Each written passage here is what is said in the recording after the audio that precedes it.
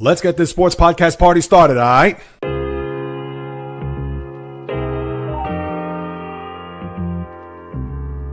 The J Reels Podcast.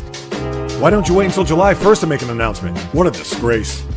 He can rack up all these numbers in October, November, and December, but what really counts is let me see this in January. The sports rebel without a pause, delivering fast-paced, jam-packed sports talk like no other. Listen, I gotta call it as I see it. He is not a good player. I'm sick and tired of having to deal with the disappointment of this franchise. When does it stop? And yes, another winter that I can sleep in peace. Coming correct, directed in full effect. Let's get it. This is the J Reels Podcast. Welcome aboard.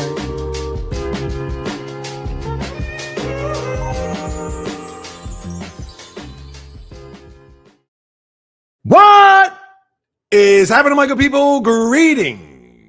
How are you? How's it going? How's everybody doing out there? What is the latest and greatest? Hope everybody's doing well, feeling fantastic, in excellent spirits. The month of May continues to slay when it comes to the sports world, and you come to the right place to listen to it all, as this is the J Reels Podcast with Joe J Reels. For my first timers, welcome aboard. And for those who've been banging with me going back to the very beginning, somewhere in the middle of even, as early as this past Thursday, I welcome you guys and gals back.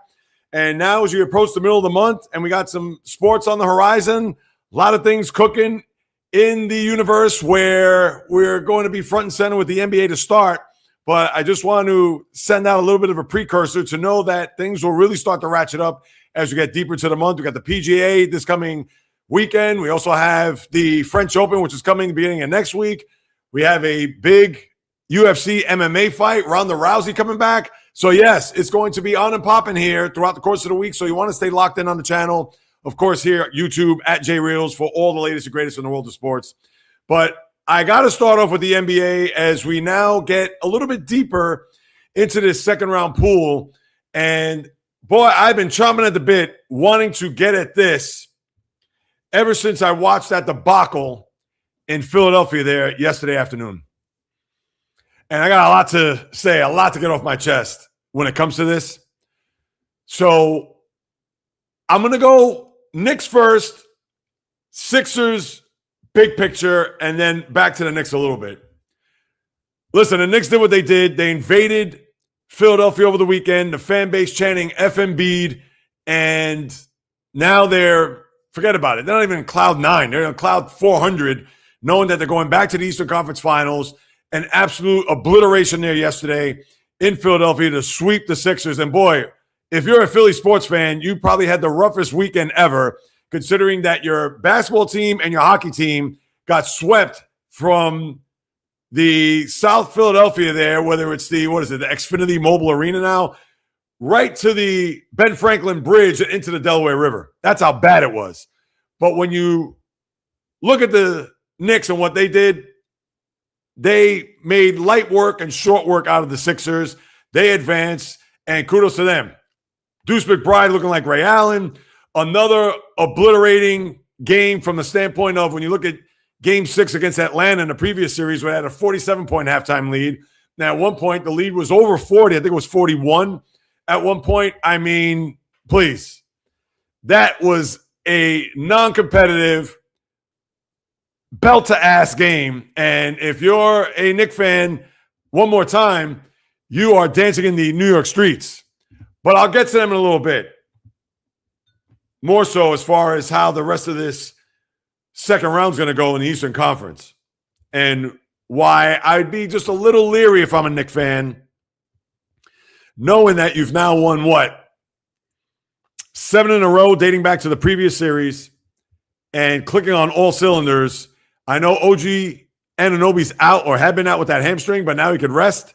But again, I'm not going to throw cold water on him, but there's going to be just some trickling cold water effects when it comes to the Knicks, I promise you, after I talk about this Sixer debacle. Remember about a decade plus when the front office was going through their whole organization when they drafted the likes of Jahlil Okafor, remember him? Joel Embiid, Ben Simmons, going down the line. And the front office, which was led by Sam Hinkie, I believe at the time, said that you got to trust the process because we're trying to build a team for the future, and hopefully all those big-time draft picks that we got, how can we forget Markelle Fultz? It's another one.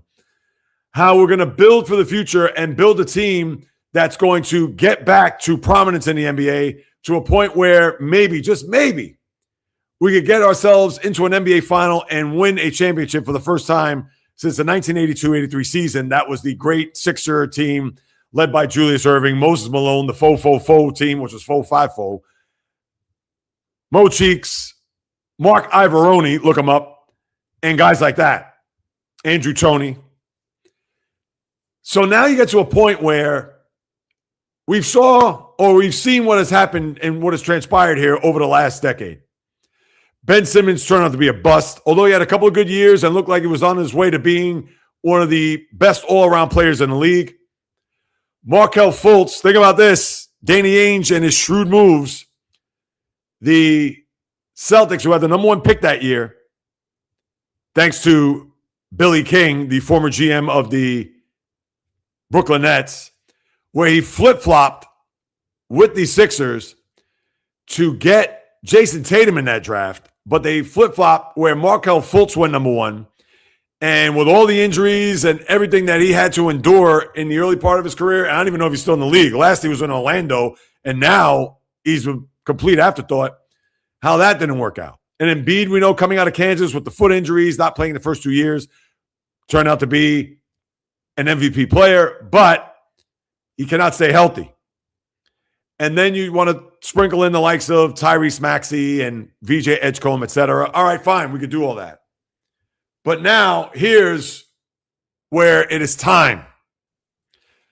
The trust the process. I understand that was a former GM, and now you have Daryl Morey.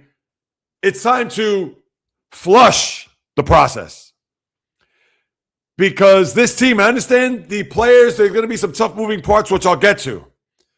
But Daryl Morey, Houston Rockets with Mike D'Antoni, and he had James Harden, and he had all of this blueprint where we're going to take this team to the next level. Rockets never won a thing. Goes to Philadelphia, actually brings Harden. Trades Ben Simmons. Then Harden wants to get sent packing, as we know. Goes to L.A., and now he's in Cleveland, which we'll touch on in a bit. But Daryl Morey, a guy who I understand is a big-time name when it comes to executives in the league. But what has he actually won? So if I'm the hierarchy of the Philadelphia 76ers, that guy's got to go. And yes, we can talk about Tyrese Maxey and VJ Edgecombe and bringing those guys in. Fine. But there was a lot of Sixer fans that said, why'd you trade Jared McCain, as if they tried to make him out to be Grant Hill? I understand, nice player and was injured. But when you don't have a bench and you don't have players that you want to build for the future, and McCain could have been that guy as a piece of that puzzle. And Quentin Grimes, who's a journeyman guy, I'm sure he could think and say, wait a minute, why did he make this move? So, number one, Daryl Morey's got to go. Case closed, that's it. The players are not going to be able to do much about because Joel Embiid signed an extension to over the next 3 years. I believe he's going to make $62, $64, and $67 million. Oh, I understand you got to keep that guy on your team, but even that is worthy of a fireable offense because Embiid can't stay healthy. And you just knew, even in the previous series, the dominance against the Celtics. Oh, we're going to see that. And yesterday, he was perfect from the field. I believe what he had, 24 points in 28 minutes, whatever it was. But it was in a laugher. And now you got to deal with Embiid unless he's going to go overseas and become the bionic man over the next 3 years of this contract. He's going to be the same player that you saw yesterday. In the latter part of the third into the fourth quarter, hands on his knees, sucking wind, battered, bruised, beaten down. He's not getting any better, and unless he's going to literally change his whole body, whether it's through platelet-rich plasma or stem cell research, him getting himself together. Look at this. What is this over here? Recording this live, and I got bugs flying around over here. So unless he's going to do a 180 makeover to where he gets so conditioned and so strong and could handle the rigors of not only an 82-game season, but not one, not two, maybe three, potentially 4 rounds of a playoffs, the Sixers are going nowhere. Tyrese Maxey signed to a big deal. I understand you keep him. He was good in game 2. He had an awful series. Edgecombe just got there, so you're not going to do anything with him. But another reason, let's get to Paul George. Another reason Daryl Morey should be fired. You're going to sign Paul George to that contract? And I understand he's had his moments in this postseason, but Paul George is, let's face it, washed. He's washed. And what are you going to get out of him? He's going to be 35 next year. He's got 2 more years left on that deal. If I'm a Sixer fan, I'm disgusted. Not only by that performance yesterday, but even worse, you let all of New York invade your building over the weekend, where Embiid even said to your fans, don't give up the ticket. Don't have them come down. And not only that, they were competitive for 2 games. Game 1, all right. I even give you a pass at game 1 because of the hangover, as I mentioned last week. Hangover from the Celtics series, and game 1 that got obliterated. Fine. And now you have a situation where games 2 that were competitive in the game could have won the game. Brunson makes his shots. They go win game 2. Game 3, competitive in the mix, but when the Knicks had that big second quarter, and then they were up, 85-78 going into the fourth quarter, you knew it was a matter of time. Sixers didn't have any fight, had any gumption, pride. And then yesterday was the coup de grace. Between the fan base not showing up, the team, I think they were still in the locker room when they came out. Because there is no way, shape, or form that team, and I started watching the game late first quarter into the second quarter, and I saw it was 35-18. I said, oh, geez. This team, they have nothing. And then the worst part about it is that Tyrese Maxey, in the previous series, as a matter of fact, 2 weeks ago today, when the Celtics won game 4, and they shot 24 threes, and they beat them by 30, and they won a game 5 in Boston. All right, fine. And he said, we owe the fans one. We played terrible in game 4. We owe the fans one. We got to come back. Where was that energy after game 3? You didn't see it yesterday. And he already checked out. And a majority of the team, the fans checked out, that team checked out. They quit on that city. There's no other way to slice it, dice it, I hate to say it, circumcise it. That is rock bottom. That is putrid. And let me say this, as a Celtic fan, and I understand they've been long in the rearview mirror in this postseason, but I'm even more disgusted because you let that team go into Boston, not win 1, not 2, 3 games, including a game 7 and a game 5 when you're up 13 in the third quarter, and you couldn't put that team away. And that team literally embarrassed themselves. Listen, I don't think the Celtics would have beaten the Knicks, but I tell you this, they would have gotten swept. They would have found a way to win at least 1 game. And somebody asked me earlier this morning, shout out to Fuqua, my guy. At best, it would have been 2-2, maybe down 3-1 going back to Boston. And that's it. But I got news for you. Watching that game yesterday unfold and the Knicks shooting all them threes, all of a sudden now they're looking like the Celtics. And I understand I'm making a comparison, but that's the difference of the game. They lost by 30, and the Knicks shot 11 three-pointers in the first quarter, had 19 by the half. They shot, 24, whatever it was. I mean, just And the Knicks aren't a three-point shooting team. I mean, they can shoot threes, of course, but oh my goodness, nobody defended Nick Nurse. You saw that one play where Brunson got to the rack and he just laid back in his seat. And should Nurse go? I'm sure he could probably get jettisoned if he's not fired already. And it's not all his fault. As I'm going to look here, watch. No, he's still around. That is just, I mean, if you're a Sixer fan, how do you live with yourself today? And again, one more time, them beating the Celtics in that opening round, that was their NBA final because they had demons to exercise. They hadn't beaten the Celtics in a million years. They've never come back from a 3-1 deficit to win a series, let alone against the Celtics. And the Celtics hadn't lost a series up 3-1. And the perfect storm collided. And sure enough, the Celtic team had no answers. Not Neemias Queta, not Nikola Vucevic. They didn't have Al Horford, Kristaps Porzingis, or Drew Holiday to slow down that Sixer offense. And that's more of an indictment on the Celtics. And I'm embarrassed to even have to bring that up again. But you're going to follow that with this? They might as well not even beaten the Celtics if that was the case. And I don't want to hear, they're competitive games 2, game 3. All right, fine, but yesterday, show a little fight, show a little gumption. Those guys were already in Cancun before the game started. That was just abysmal.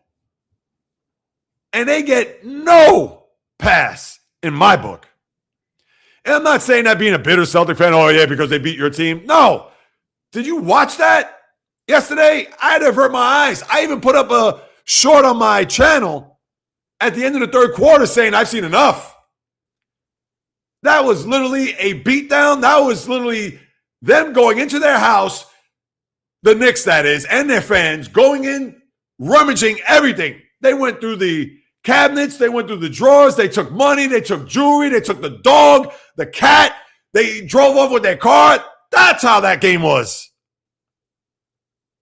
That was a bloodletting. And the Sixers just said, yeah, take everything. Take the fur coats. Take the Range Rover. Yeah, take the 100-inch screen TV with the projector. Take it all. That's what that was. And I don't care what Sixer fan right now that they're listening to this, watching this, whatever. They could avert their eyes. They could cover their ears. They could do all that. But guess what? That, my friends, is an actual fact. That's not clickbait. That's not rage bait. That's none of it. Because if you saw what I saw yesterday, that's exactly what it was. Enough. Now let me get back to the Knicks. So anyway, to one last thing. So yeah, they need a clean house. GM, maybe the coach. Players can't do much about. Embiid's going to be there. Maxey, he's a young player. He stays. Paul George, you get rid of him. And they got to get some depth on the bench. That's it with the Sixers. Enough. Here's the thing with the Knicks. I'd be a little concerned. And I would want a quick series here if you're a Knicks fan. You'd want the Pistons to win in 5. Why? The longer the series goes, and yes, I understand OG Anunoby's on the mend, but I don't think that bodes well for the Knicks. Because they're going to have, think about this, if it gets to a 7th game, and you can say, let them fight it out, let them go crazy, let them whatever, and come back where they have nothing left, you're going to have 9 days off. You think those 9 days are going to help? They will. But that's where you get picked off. That's where you lose series. And that's not a guarantee that they're going to lose the series, but a team that goes deep, and yes, they're not rested, and they're weary and run down going up against a fresh team, well, that's where they can get picked off in a game 1. And here's the thing. If the Pistons win in 7, they have the home court. So they're going to be flying.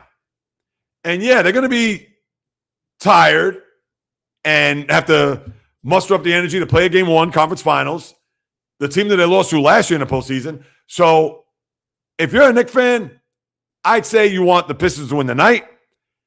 and win on Wednesday so you could start that series maybe as early as Friday. That's how I look at it. Or maybe Saturday, because I'll probably start that series Saturday going into the weekend, and away we go. Because other than that, you want to sit around for 9 days? You can, be my guest, but that doesn't mean you're going to automatically get yourself to a title. So think about that as we move along here. I mean, I can't throw cold water on the Knicks. Excuse me, on the Knicks.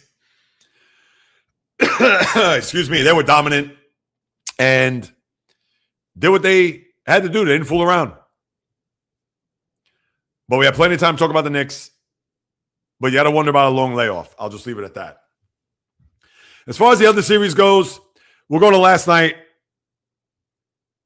San Antonio, I know Wembanyama, he shouldn't get suspended. That was an elbow, flagrant 2. Who knows if there's going to be other discipline? That we'll wait and see. But that's not why they lost. I mean, everybody's saying, oh, they lost. Wembanyama was out. The Spurs had an 8-point lead with a little less than 8 minutes to go in the game. And again, an 8-point lead is not an 80-point lead. But it's not as if once Wembanyama left the game that the T-Wolves took the game over and they went off into a blowout. No, not the case.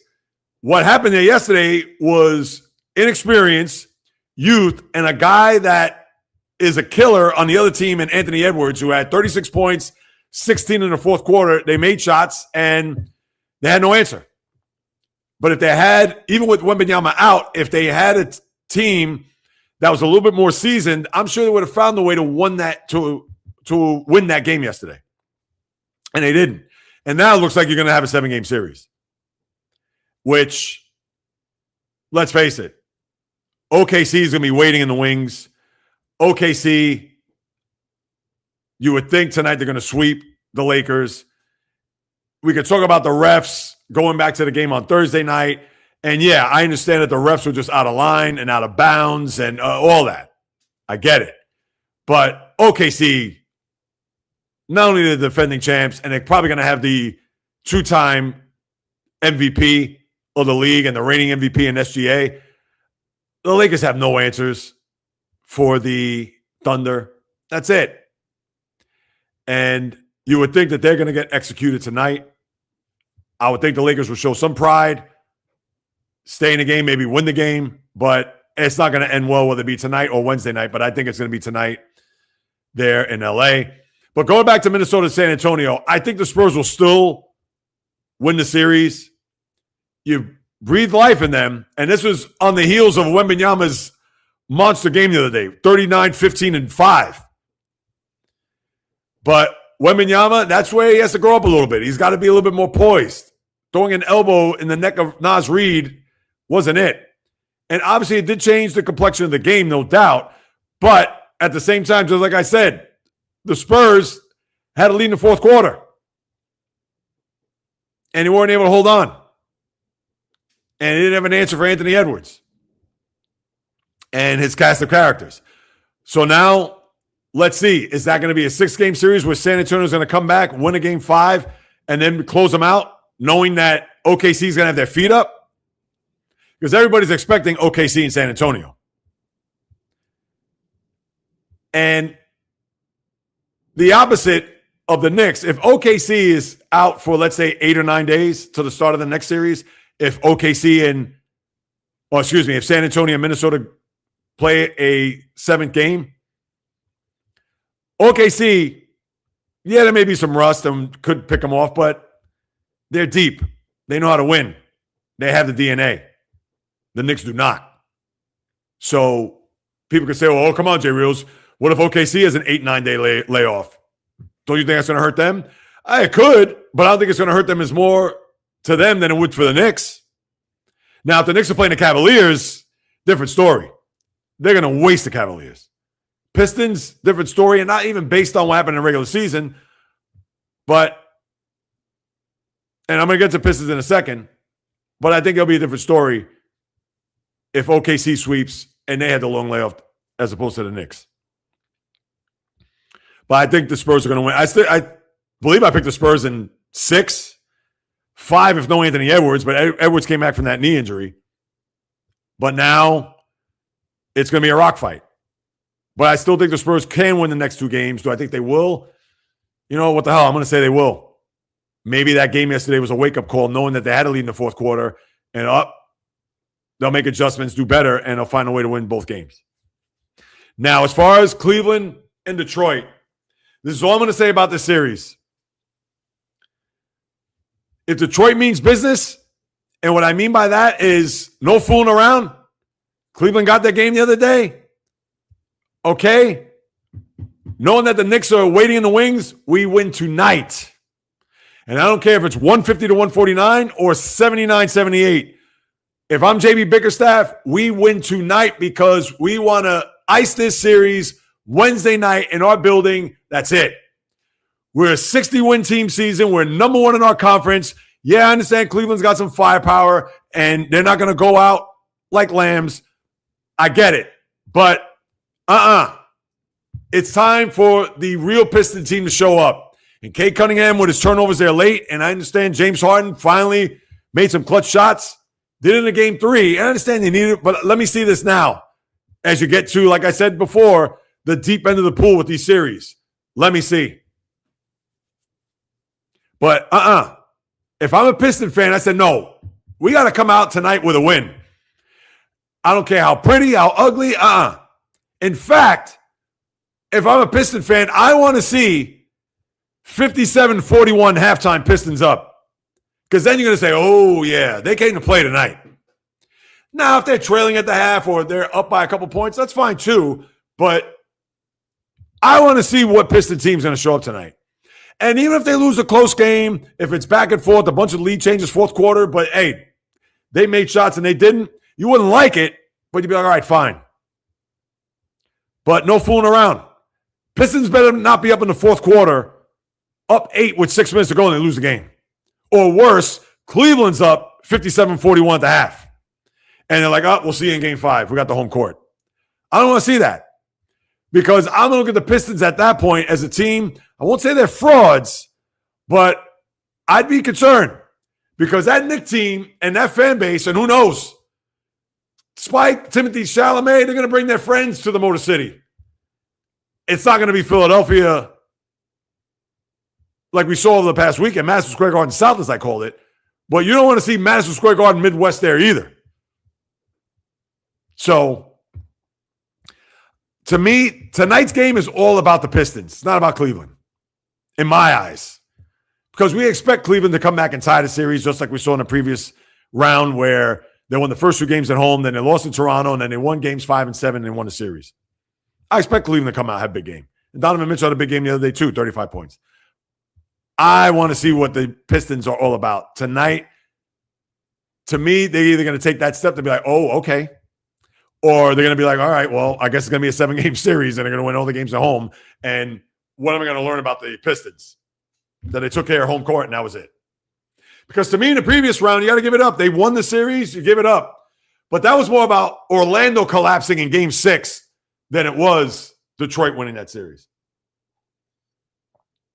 Because Orlando couldn't make a shot. They couldn't throw the ball in the ocean off a boat to save their lives in that game 6. And if they would have made shots, the Pistons would be home. That's why, to me, it's about the Pistons tonight. So we shall see. And I see your comments in the room. I'll get to them, I promise. Start of the next hour. We'll break it down, etc. So that's your NBA playoffs in a nutshell. And I think the Pistons are going to win. I said in 6 for the start. I could see this being tied tonight. And then the Pistons win game 5 and 6 on Friday. And there you go. But I want to see them win the night. So that's my focus. Now, as far as other news and notes in the NBA, you had the draft lottery yesterday, which there was a part of me that was hoping that the Brooklyn Nets would get the number 1 pick. I mean, why not? They've been through enough, a lot of torture, a lot of everything between Kyrie and KD not fulfilling there in Brooklyn. Before that, KG Pierce winning 1 playoff series in Toronto and then having that trade where they could have been Jaylen Brown, Jason Tatum on the Nets, but because of that trade with the Celtics, they're in Boston. So I was hoping that they get the number 1 pick. They did not. They got the 6th overall pick between the Mavericks getting a lower pick and teams moving up, whether that be Utah, whether that be the Bulls, Memphis, Washington. The Wizards win the draft lottery. So I believe it's in this order. Washington, Memphis, Chicago, and Utah. Maybe Utah, Chicago. But the Wizards will get the number 1 pick next year, or this next month, this upcoming year. And in all likelihood, it's going to be A.J. DeBonsa, the kid out of BYU. So that's number 1. Number 2, you have Steve Kerr coming back to the Bay Area to be the coach of the Warriors for 2 more years.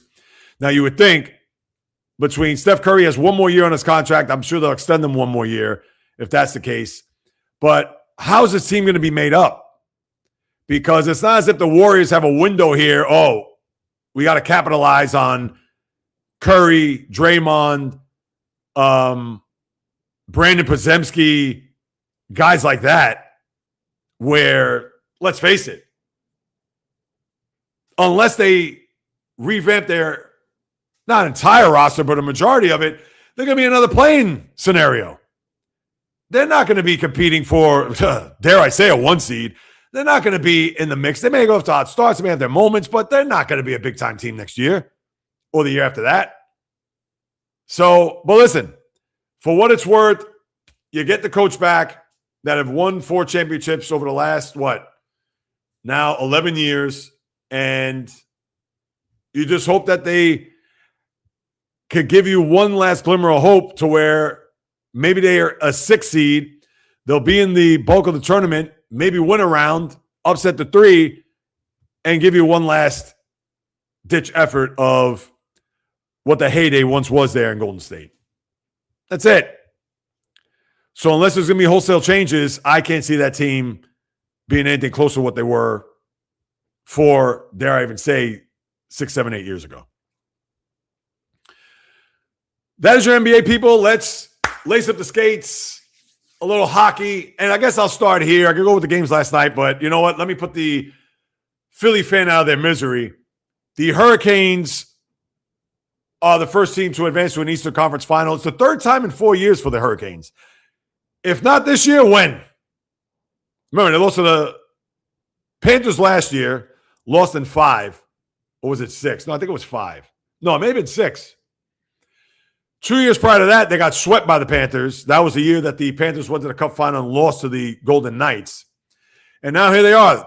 They're going to wait for the winner of Montreal and Buffalo. And Philly, listen, Game 2 is the one game you're going to think about. You're up 2-0 and losing overtime. And then Game 3 in Philly didn't have a shot at all.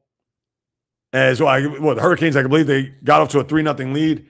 And then Saturday night, you get the 2 goals there by Alex Newhook, including the overtime goal, where they put the Flyers out the pasture. And now the Hurricanes are going to wait to see what's going to happen with Montreal Buffalo, where now, talked about the Pistons. Let's see what they're made of. And they're up 2-1 in the series. Now I want to see what the Sabres are made of. Now they have some pressure. They're down 2-1. Game 4 in Montreal tomorrow.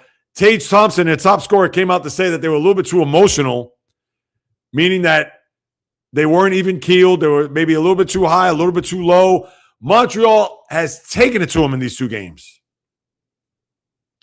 5-1 on Friday night, 6-2 last night, and you know that city is buzzing. The Canadiens, and I get it, they made it to a cup final there a few years ago in the bubble. But this team believes. This team feels as if they have the momentum on their side. And that's not to say Buffalo can't come back from a 2-1 deficit, or dare I even say 3-1. But they're playing with fire. And this team, or this organization, was not made it to the playoffs in 15 years up until this year. And yeah, they took care of the Bruins in the opening round. And yeah, they did win game one. They finally got their power play on track.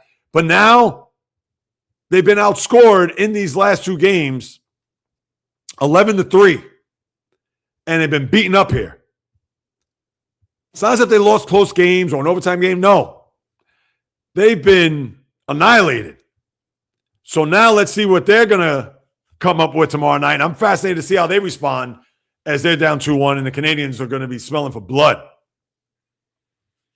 And out west, Colorado, they get Minnesota back in the mix, up 3-0. Kirill Kaprizov gets the goal there in the first, and then they got the 2 goals in the second, and they end up winning 5-1. No surprise there. Game 4 tonight. Let's see if Minnesota can get the equalizer. I hope they do, make it a series. That'd be great, because if Colorado goes up 3-1, that series is over. And it'll probably be over in 5. Whereas in the other series with Vegas and Anaheim, Vegas behind the Mitch Marner hat trick on Friday night, and Marner, who's had his playoff foils for sure, especially more so in a Maple Leaf uniform. But with Vegas now having the upper hand, but then last night, where Beckett Seneke gets the goal to start off the game, and the Ducks, who have that good home crowd and have certainly been a team that has a lot of firepower, and they're going to need it here if they're going to outlast the Golden Knights. But with a good start, and even though Vegas came back a little bit, but they got the late goal, they end up winning 4-2, and now it's a best of 3 going back to the desert. So with the 2 series that you have now, Montreal, both of you have to wait and see because that's 2-1. But with Carolina already punching their ticket to a conference final, and you do have the other series that's 2-1 there with the Colorado, Minnesota, which we'll see tonight. And you want to get length from these series. You don't want this to be over and out, over and done, etc. So if Minnesota could somehow, some way get the equalizer tonight, we'll see what happens there in Montreal there for game 4. And then now Anaheim and Vegas are tied at 2. You want to see a 6th and 7th game here. NBA, who knows if you're even going to get that. May with Minnesota, San Antonio. May with Detroit and Cleveland. OKC is going to probably polish off the Lakers tonight.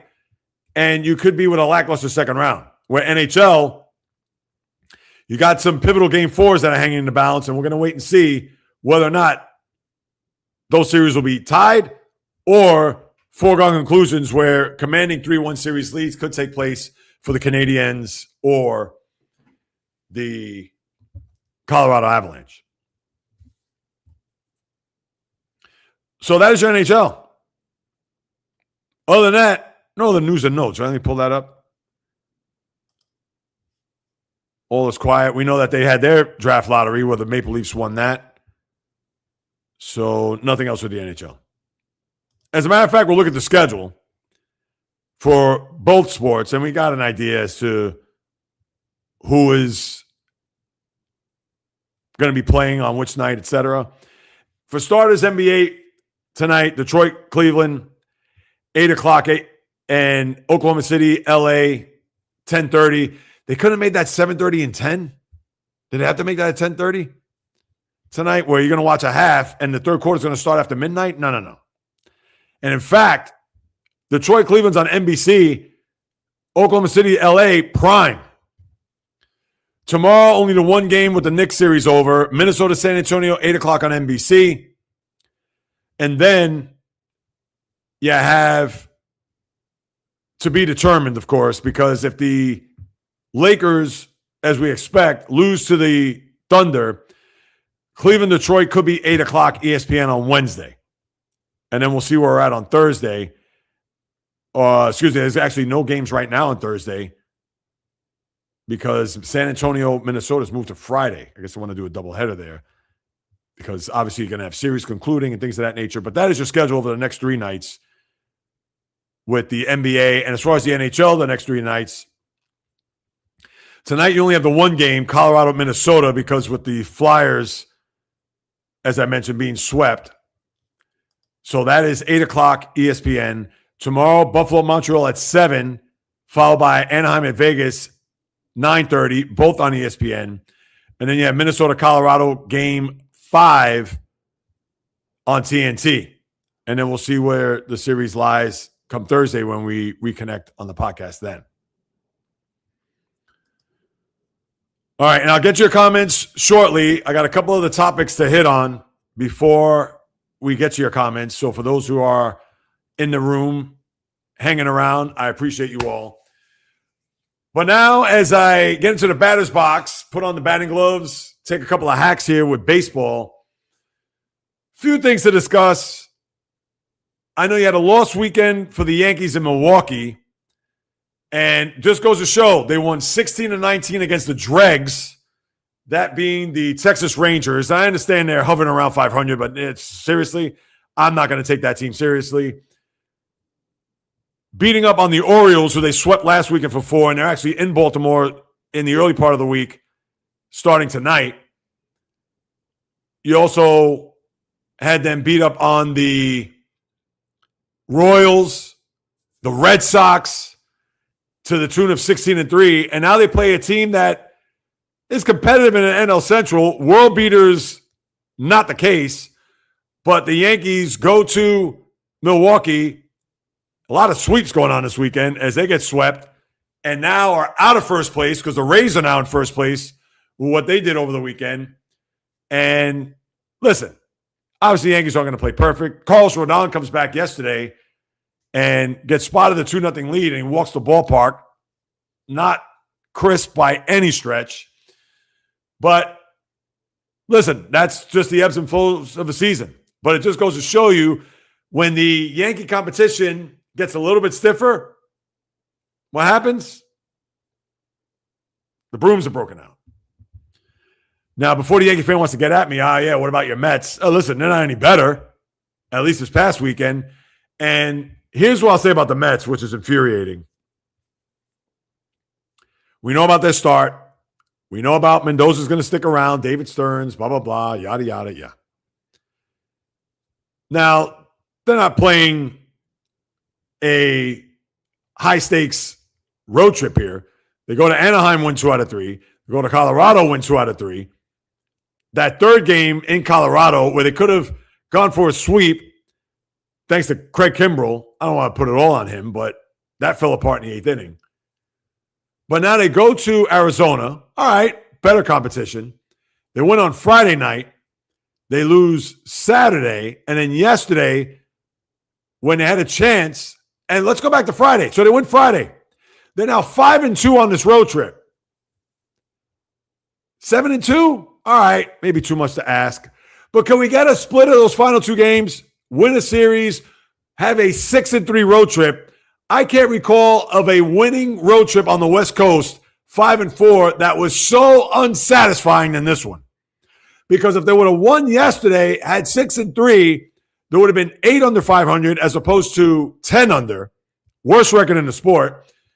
And on top of all that, because they couldn't salvage one of the final 2 games of that road trip, you come home with a little bad taste in your mouth.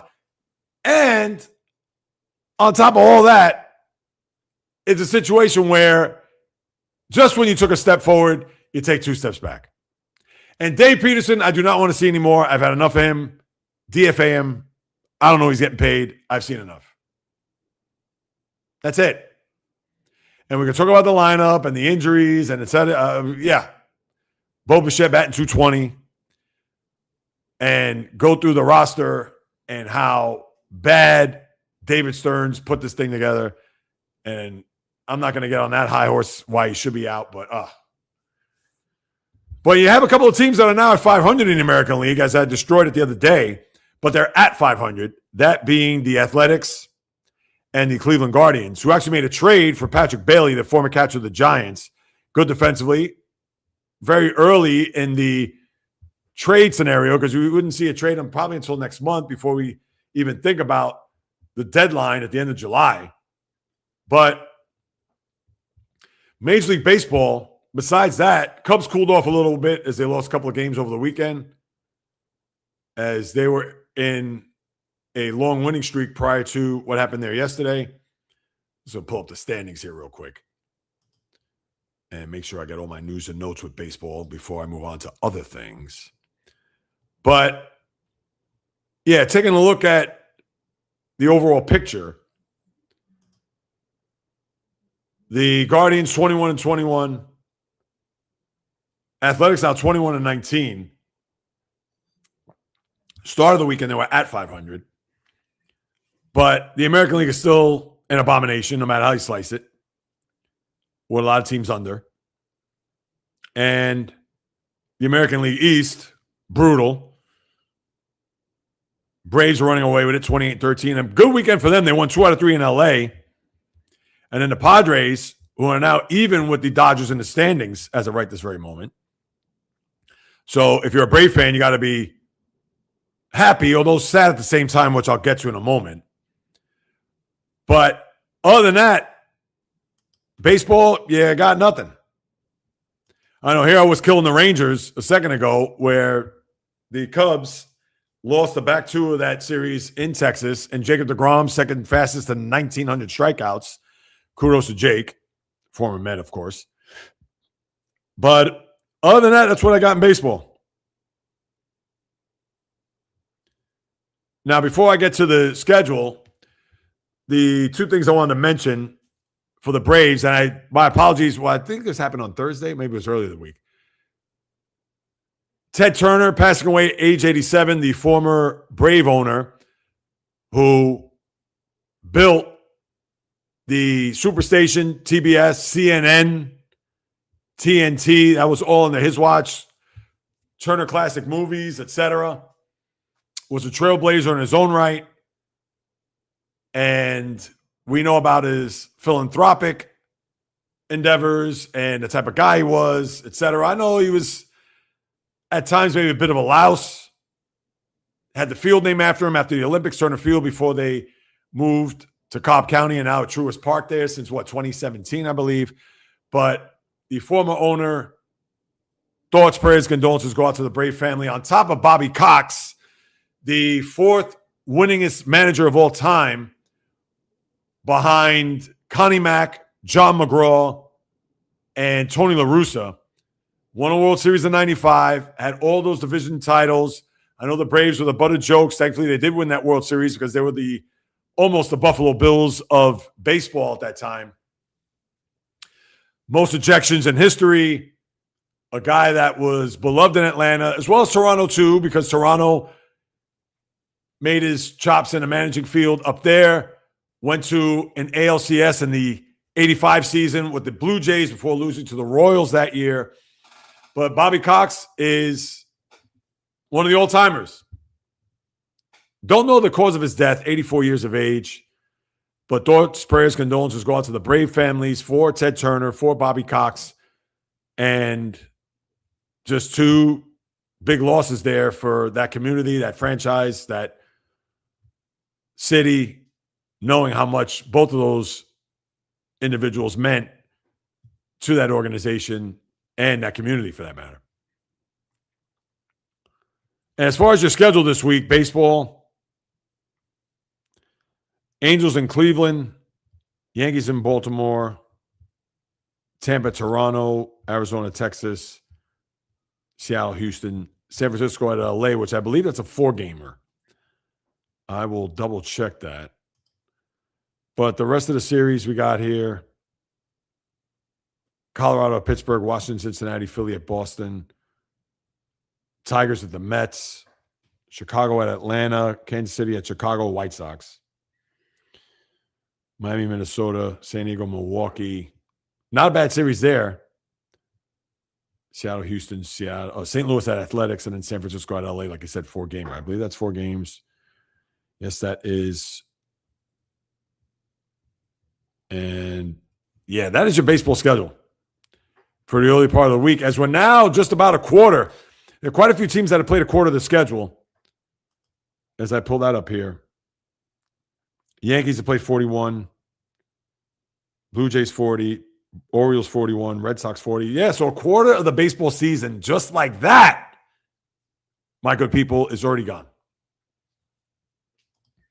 All right, and the last thing I want to get to is I put up the helmet and shoulder pads for some NFL, and I'll get your comments, I promise.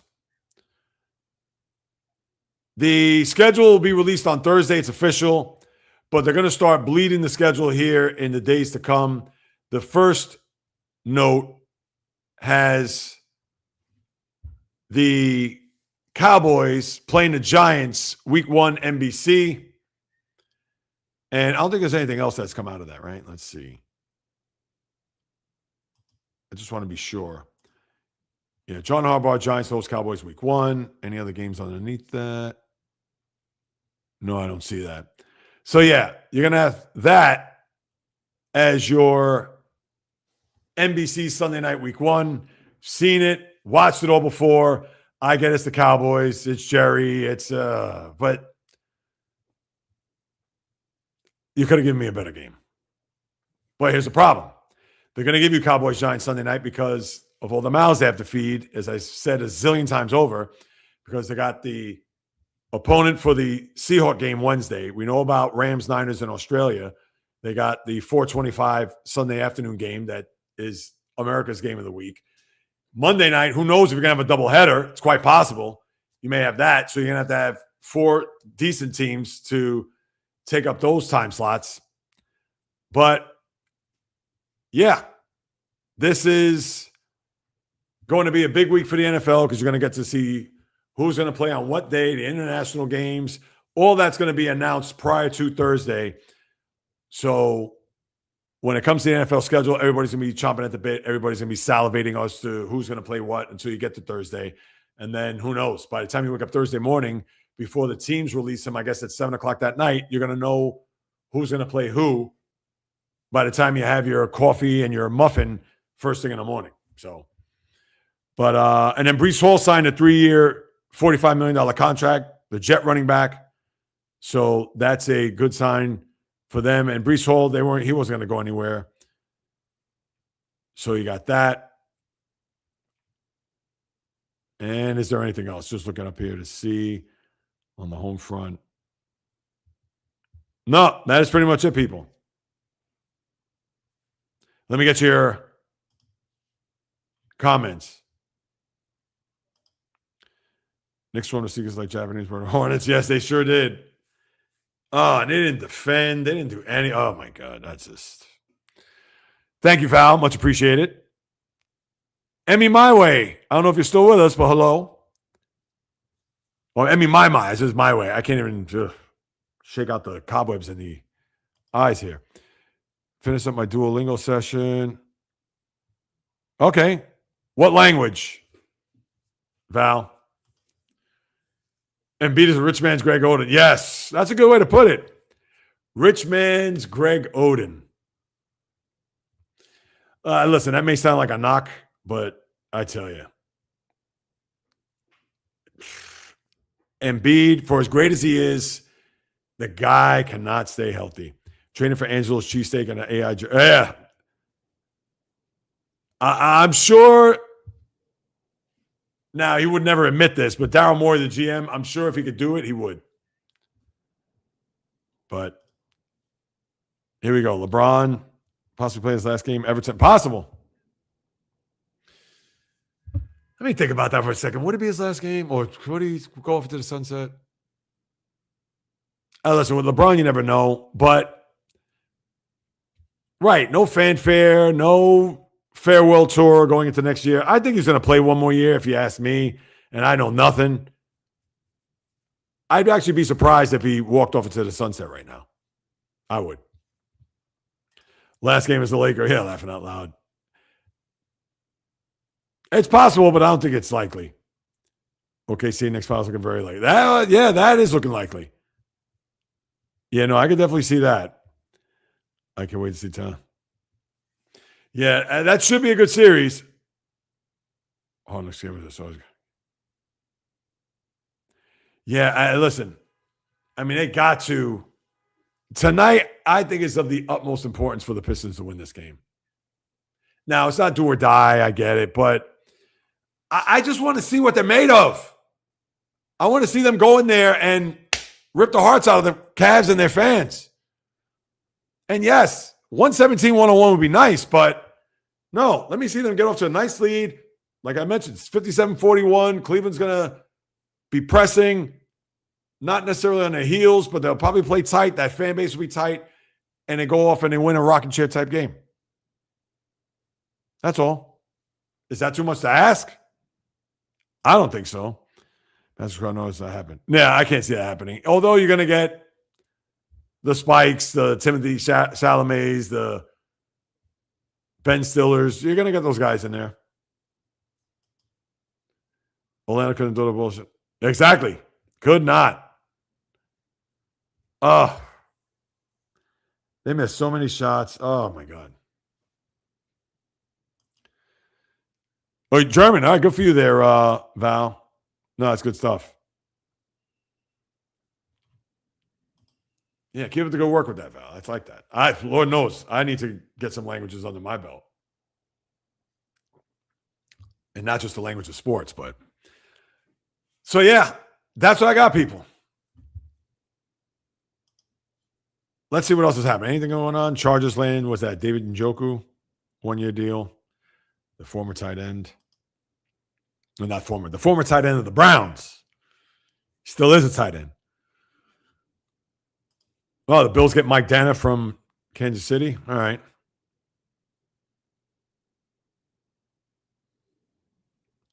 Let's see. Has Stephen A. put up something here? Let me see as far as his comments about the games. Wemby's elbow warrants a suspension for Game 5. Stop.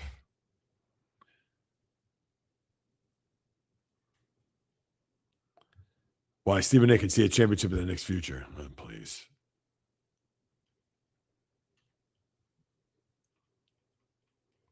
All right. Yeah, just checking to see what else is cracking the sports. Yeah, that's pretty much it, people. That's what I got. I don't know if there's anything else you want to add, anything else you want to discuss. I speak angry wife pretty good. Yeah. Yeah, but it's angry wife. You don't want her to hear that because then you don't want to get that thrown in your face. Patrick Bailey was surprised he got traded. It was a surprise only because, not necessarily the trade itself, but because a trade was made. Because here we are in the early part of May, about getting close to the middle part of May, and you had a deal, and it's a minor deal. It's not a blockbuster or a big trade that, wait till you get to the middle of June and beyond, then you'll start seeing some of that. So that's why I was surprised. And let's see, what has Bailey done so far? We know he's a good defensive catcher. Patrick Bailey stats.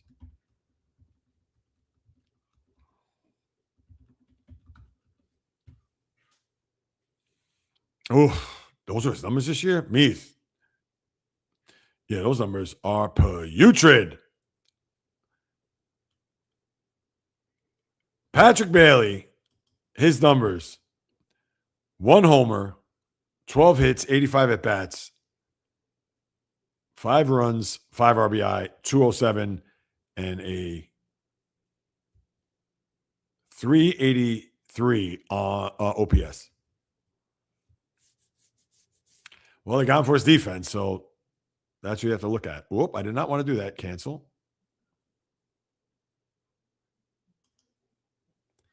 I almost disconnected this whole call. Yes, Bio, you're right. Mookie Betts does return tonight. And that's going to be one with open arms, I'm sure. As to go to the Bay Area to play 4 games. I've been married a long time. I know when she's pissed and when she's not. Yes. That's where you got to take the temperature. Make sure that whatever it is you're going to say, that I don't want to say you get away with it, but it's not a thing where you know you're going to be chastised over it. So, yeah, Mookie Betts. Yeah, it'd be good to see how he returns, how he performs upon his return. Let's see. All right. Yeah, that'll do it, my good people. Unless you got something on your mind, something on the brain, whatever else. And this is actually a short one. Look, I didn't even hit 12 o'clock. But that's the thing. You have a lot of the postseason stuff, which there's not much to really get into. I mean, yeah, I talked about my Sixer angle, whatever, but when I say that, it's not as if you've had a lot of thrilling games, a lot of nail-biter type games, whether it is the NHL, whether it is the NBA, baseball, right now is what it is with baseball. NFL is just a schedule.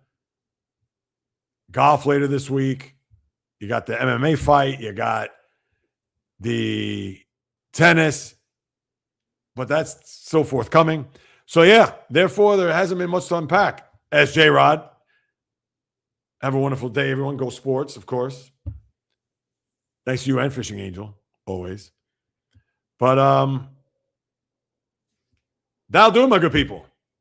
Another episode in the books. As always, thank you so much for carving out precious time out of your day.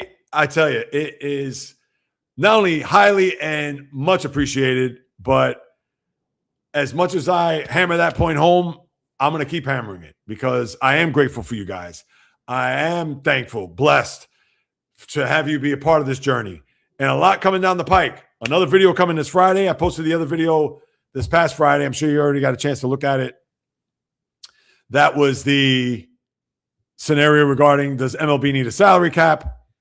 And then I'll have another one this week. I'll be at Citi Field on Friday to get more and different questions, different stuff. Definitely get a better feel. Subway Series. Maybe I'll even touch on that too. But a lot coming, people. Waiting to hear back from some guests. Hoping to get some info regarding the House of Highlights stuff. Once that's up, I'll send that to you guys and gals. Podcasts, live streams, shorts, you name it. I got you guys all covered. Because when it comes to what's happening here on the channel, at JReels here on YouTube, of course, the podcast, for those who'd like to listen to the audio version, Apple, Spotify, throw me a few stars, write a review. Let's increase the visibility of this channel and these podcasts for everybody out there, just so they know that there is true sports talk, passionate sports talk without the clickbait, rage bait nonsense that's out there. And if you want to hit me up with any questions, comments, suggestions, you could do so at the following. My socials on Instagram, TikTok, Facebook, the JReels Podcast, or just JReels on Instagram. JReels1, just the number on Twitter. JReels1, just the number on Twitch. And in the old-fashioned way, the JReels Podcast at gmail.com. I'll be more than happy to follow up with you guys and gals, because whether you do or do not know, this is what I love to do, people. In the blood, in the DNA, since birth. Because if you couldn't tell over the past hour, then you're going to have to come back Wednesday for the next live stream, 12 p.m. Eastern Time. The next podcast is Thursday at 11 a.m. Eastern. As long as I'm sitting in front of this microphone and camera, I promise I will deliver nothing but passion, fire, energy, fury, my thoughts, opinions, critiques, praise, analysis, feelings on anything and everything that happens. The world of the diamond, ice, gridiron, hardwood, golf course, racetrack, tennis court, boxing ring, octagon, you name it. Also, the Preakness this forthcoming weekend as well. From my lips to your ears, from my heart to your soul, from where I am to wherever you are, the JReels Podcast always comes correct, direct, live, and in full effect. From the South Bronx, the South Beach, the South Central, the South Pacific, and all points beyond, peace, love, and God bless everybody. Enjoy the rest of your Monday. Hopefully, I'll see you all this coming Wednesday. And until next time on the JReels Podcast, on the flip, baby. And let's see. With that being said, let's check out these last comments. Yes, bio to you. Have a great day. Actually, the series is in LA. No, it's in San Francisco. Isn't that, Val? Hang on. Let me pull up the schedule. Oh, it is in LA. My bad. Oops. Mea culpa. I thought it was in San Francisco. It is in LA. So I was completely wrong. My apologies. Thanks for the correction there, Val. For Giants, yes. Do I do Duolingo, JReels? I do not. Lord knows I need to. I may have to check that out even further. Yeah. Lord knows. I got to brush up on a lot, but especially in particular Spanish, because my Spanish is putrid. And then bio, what is this? Really? Yeah, it's a lot of that has to do with I'm sure the fans, they don't want to go there to see an execution. They don't want to show up to get swept, and I get it. Kind of like the Sixer fan yesterday, but New York is 90, 95 miles north of here, where nobody from OKC is going out to LA to watch that game. But yeah, $14. Yeah, that is an easy ticket to get. That's for sure. But all right, my good people. Whoa. No bark. I guess with that being said, that'll do it. Enjoy the rest of your Monday, people. Case. Can I say goodbye here and then you can bark all you want? Appreciate you all, people. Much love. Enjoy the rest of your Monday. And as always, on the flip.